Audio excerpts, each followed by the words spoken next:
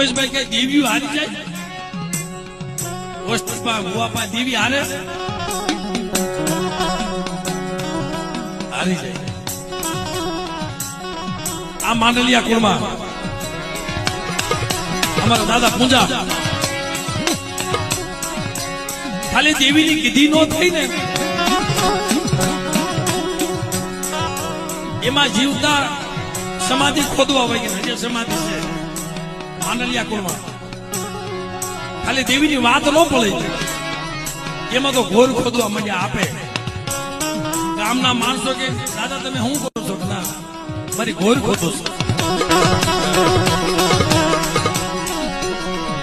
મોરબી વાઘજી ઠાકોર હોય એ વખતમાં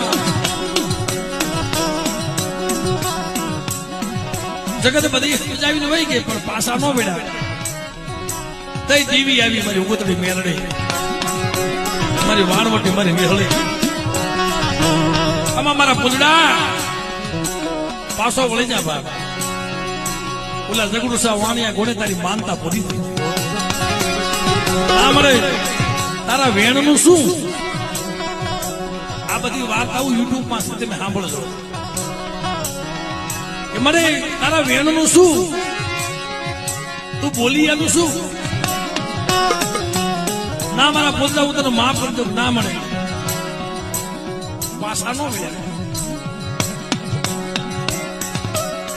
તેથી દેવીએ એટલું કીધું માંગ માંગ મારા પોતા